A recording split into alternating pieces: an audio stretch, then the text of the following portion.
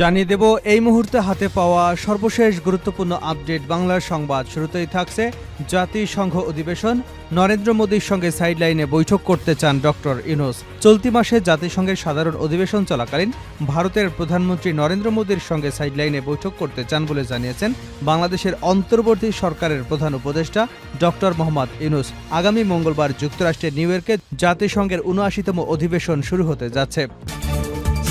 এবারে জানাবো, এখনও উদ্ধার হয়নি ১,৮৮৫টি অস্ত্র ও ৩ লাখ গোলাবারুদ। গত ৫ অগাস্ট ছাত্র জনতার অভ্যুত্থানে আওয়ামী লীগ সরকারের পতনের পর সারা দেশে বিক্ষুব্ধ জনতা বিভিন্ন থানায় অগ্নিসংযোগ ও হামলা চালিয়েছে। এর মধ্যে থানা ও ফাঁড়িতে হামলার পর অস্ত্র ও গোলাবারুদ লুট করে নেয় দুর্বৃত্তরা। ৩রা সেপ্টেম্বর ছিল সেই অস্ত্র গোলাবারুদ জমা দেওয়ার শেষ দিন। এরপর ৪ঠা সেপ্টেম্বর থেকে লুট হওয়া অবৈধ অস্ত্র উদ্ধারে অভিযান চালাচ্ছে যৌথ বাহিনী। জানাবো, এয়ার অ্যাম্বুলেন্স আনার চেষ্টা, যে কোনো সময় বিদেশ যাবেন খালেদা জিয়া। দীর্ঘদিন ধরে অসুস্থ বিএনপির চেয়ারপারসন খালেদা জিয়া। উন্নত চিকিৎসার জন্য তাকে বিদেশে নেবার প্রস্তুতি শুরু করেছে বিএনপি। মেডিকেল বোর্ড সায় দিলেই যুক্তরাষ্ট্র অথবা যুক্তরাজ্যে যাবেন তিনি। সেখানে তার লিভার প্রতিস্থাপন সহ জটিল চিকিৎসা করা হবে। এদিকে রাঘব বোয়ালদের বিরুদ্ধে আরও কঠোর ব্যবস্থা নেওয়া হবে, অর্থ উপদেষ্টার হুঁশিয়ারি। অর্থ উপদেষ্টা ডক্টর সালেউদ্দিন আহমেদ বলেছেন, আর্থিক খাতে রাঘব বোয়ালদের বিরুদ্ধে কঠোর ব্যবস্থা নেওয়া হচ্ছে। এটা আরও দৃশ্যমান হবে। দৃশ্যমান হলে সবকিছু আপনারা দেখতে পাবেন। শনিবার নগরীর আগারগাঁওয়ে বাংলাদেশ ইনস্টিটিউট অব গভর্নেন্স ম্যানেজমেন্টের সভা শেষে এক প্রশ্নের জবাবে উপদেষ্টা এসব কথা বলেন। এবারে থাকছে, কোনো বিশেষ সুবিধায় নয়, আইনি প্রক্রিয়ায় মুক্ত হতে চান তারেক রহমান। বিএনপির ভারপ্রাপ্ত চেয়ারম্যান তারেক রহমান কোনো বিশেষ সুবিধায় নয়, আইনি প্রক্রিয়ায় মামলা থেকে মুক্ত হতে চান, এমনটাই জানিয়েছেন তার আইনজীবীরা। এছাড়া যথাসময়ে দেশে আসতে চান তিনি। এবং সর্বশেষ জানাবো আন্তর্জাতিক সংবাদ। এবার কড়া বার্তা দিলেন এরদোয়ান। তুরস্কের প্রেসিডেন্ট রিসেপ তাইপ এরদোয়ান শুক্রবার অধিকৃত পশ্চিম তীরে দখলদারিত্বের বিরুদ্ধে আয়োজিত এক বিক্ষোভ সমাবেশে ইসরায়েলের বর্বর হস্তক্ষেপের নিন্দা জানিয়েছে। সেখানে দখলদার বাহিনী তুর্কি আমেরিকান এক দ্বৈত নাগরিককে গুলি করে হত্যা করেছে। ইসরায়েলের এই নৃশংসতাকে এরদোগান বর্বর হস্তক্ষেপ হিসেবে অভিহিত করেছেন। খবর এপির। এতক্ষণ শিরোনাম শুনছিলেন, এবার বিস্তারিত। প্রিয় দর্শক, আপনি যদি এই চ্যানেলে নতুন হয়ে থাকেন, ভিডিওটি দেখতে দেখতে চ্যানেলটি সাবস্ক্রাইব করে আমাদের সঙ্গেই থাকুন। আর এই ভিডিও সম্পর্কে আপনি আপনার মূল্যবান মতামতটি কমেন্ট বক্সে জানিয়ে দিন। আর হ্যাঁ প্রিয় দর্শক, জানিয়ে দিন ভিডিওটি কোথা থেকে দেখছেন। মোদির সঙ্গে সাইডলাইনে বৈঠক করতে চান ডক্টর ইউনূস। চলতি মাসে জাতিসংঘের সাধারণ অধিবেশন চলাকালীন ভারতের প্রধানমন্ত্রী নরেন্দ্র মোদীর সঙ্গে সাইডলাইনে বৈঠক করতে চান বলে জানিয়েছেন বাংলাদেশের অন্তর্বর্তীকালীন সরকারের প্রধান উপদেষ্টা ডক্টর মোহাম্মদ ইউনূস। আগামী মঙ্গলবার যুক্তরাষ্ট্রের নিউ ইয়র্কে জাতিসংঘের ৭৯তম সাধারণ অধিবেশন শুরু হতে যাচ্ছে। গত রোববার ঢাকায় সরকারি বাসভবনে ভারতের রাষ্ট্রীয় সংবাদ সংস্থা প্রেস ট্রাস্ট অব ইন্ডিয়াকে সাক্ষাৎকার দেন ডক্টর মোহাম্মদ ইউনূস। সাক্ষাৎকারে এসব মন্তব্য করেছেন অন্তর্বর্তী সরকারের প্রধান উপদেষ্টা। পিটিআই ইউনূসের নেওয়া সাক্ষাৎকারের দ্বিতীয় অংশটি শুক্রবার প্রকাশ করেছে। সাক্ষাৎকারে ডক্টর ইউনূস বলেছেন, আমরা অবশ্যই নরেন্দ্র মোদীর সঙ্গে দেখা করবার চেষ্টা করব। আমি সার্কভুক্ত দেশগুলো সরকার প্রধানদের একসঙ্গে এনে একটি ছবি তোলারও চেষ্টা করব। মহৎ একটি উদ্দেশ্যকে সামনে রেখে সার্ক জোট গঠন করা হয়েছিল, কিন্তু এখন এর অস্তিত্ব শুধু কাগজে কলমে। সার্কের কোনো কার্যকারিতা নেই। আমরা সার্কের নামই ভুলতে বসেছি। আমি সার্কের চেতনাকে পুনরুজ্জীবিত করতে চাই। জাতিসংঘের দেওয়া বক্তব্যের প্রাথমিক তালিকা অনুযায়ী ২৬শে সেপ্টেম্বর সাধারণ অধিবেশনে বক্তব্য রাখার কথা রয়েছে নরেন্দ্র মোদীর। যৌথ বাহিনীর অভিযান, এখনও উদ্ধার হয়নি ১,৮৮৫টি অস্ত্র, ৩ লাখ গোলাবারুদ। গত ৫ অগাস্ট ছাত্র জনতার অভ্যুত্থানে আওয়ামী সরকারের পতনের পর সারা দেশে বিক্ষুব্ধ জনতা বিভিন্ন থানায় অগ্নিসংযোগ ও হামলা চালিয়েছে।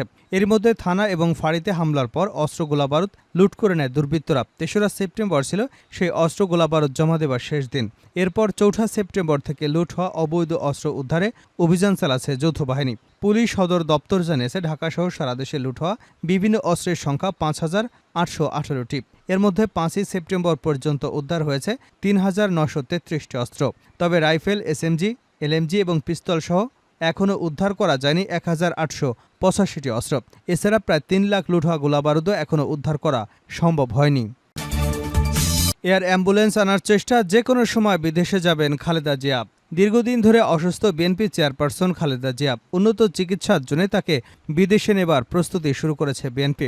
মেডিকেল বোর্ড সায় দিলেই যুক্তরাষ্ট্র অথবা যুক্তরাজ্যে যাবেন তিনি। সেখানে তার লিভার প্রতিস্থাপন সহ জটিল চিকিৎসাগুলো করা হবে। বিএনপি চেয়ারপারসনের ব্যক্তিগত চিকিৎসক ও মেডিকেল বোর্ডের সমন্বয়ক ডক্টর এজেডএম জাহিদ হোসেন গণমাধ্যমকে বলেন, আমরা যুক্তরাজ্যের কয়েকটি হাসপাতালের সঙ্গে আলোচনা চালিয়ে যাচ্ছি। যুক্তরাজ্যে নেওয়া হলে 8 থেকে 13 ঘন্টা সময় লাগবে।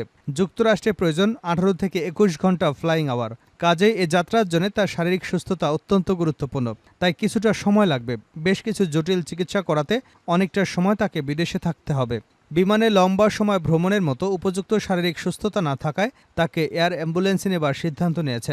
এজন্য কাতার থেকে এয়ার অ্যাম্বুলেন্স আনার চেষ্টা চলছে। ইতিমধ্যেই সেই প্রক্রিয়া অনেক দূর এগিয়েছে বলে জানা গেছে। মেডিকেল বোর্ডের সদস্য ডাক্তার আল মামুন বলেন, খালেদা জিয়ার জন্য দেশের বাইরে যে এয়ার অ্যাম্বুলেন্স আনা হবে, বোর্ডের কয়েকজন সদস্য বলেন কাতারের কাছ থেকে বিমান আনার চেষ্টা চলছে। নানা পর্যায়ে কথাবার্তা চলছে। সাবেক প্রধানমন্ত্রী আরেকটু ফিট হলেই দিন তারিখ ঠিক করা হবে। খালেদা জিয়ার লিভার সিরোসিস ছাড়াও বেশ কয়েকটি জটিলতা রয়েছে। এসব বিবেচনা করে যুক্তরাষ্ট্রে নেওয়ার সম্ভাবনাই বেশি। রাঘব বোয়ালদের বিরুদ্ধে আরও কঠোর ব্যবস্থা নেওয়া হবে, অর্থ উপদেষ্টার হুঁশিয়ারি। অর্থ উপদেষ্টা ডক্টর সালেউদ্দিন আহমেদ বলেছেন, আর্থিক খাতে রাঘব বোয়ালদের বিরুদ্ধে কঠোর ব্যবস্থা নেওয়া হচ্ছে। এটা আরও দৃশ্যমান হবে। দৃশ্যমান হলে সবকিছু আপনারা দেখতে পাবেন। শনিবার নগরীর আগারগাঁওয়ে বাংলাদেশ ইনস্টিটিউট অব গভর্নেন্স ম্যানেজমেন্টসের সভা শেষে এক প্রশ্নের জবাবে উপদেষ্টা একথা বলেন। উপদেষ্টা আরও বলেন, কালো টাকা সাদা করার সুযোগ না থাকায় এনবিআর অর্থ লুটপাটকারীদের সহজে ধরে ফেলবে।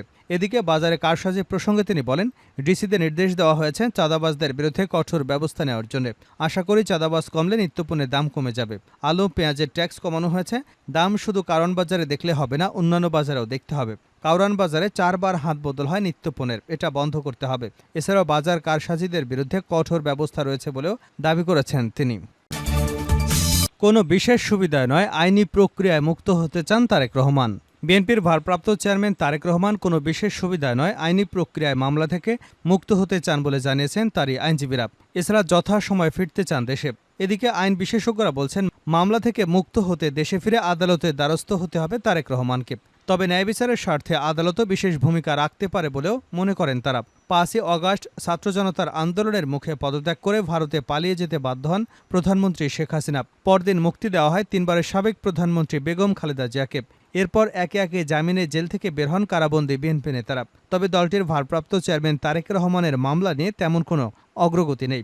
গত 16 বছরে লন্ডনে অবস্থান করছেন তারেক রহমান। 111 এবং আওয়ামী লীগ সরকারের সময় তার বিরুদ্ধে অর্ধশতাধিক মামলা হয়। এর মধ্যে 21শে আগস্ট গ্রেনেড হামলা মামলায় যাবজ্জীবন কারাদণ্ডসহ 5টি মামলা দেওয়া হয় সাজা।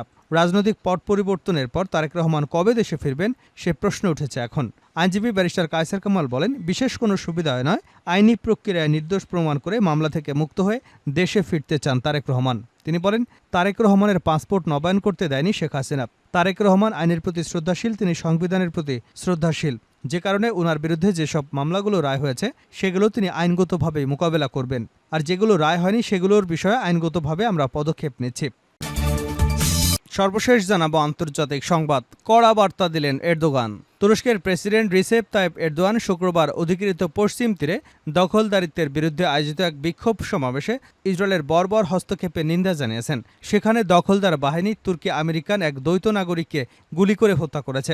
ইসরায়েলের এই নৃশংসতাকে এরদোগান বর্বর হস্তক্ষেপ হিসেবে অভিহিত করেছেন। খবর এএফপির।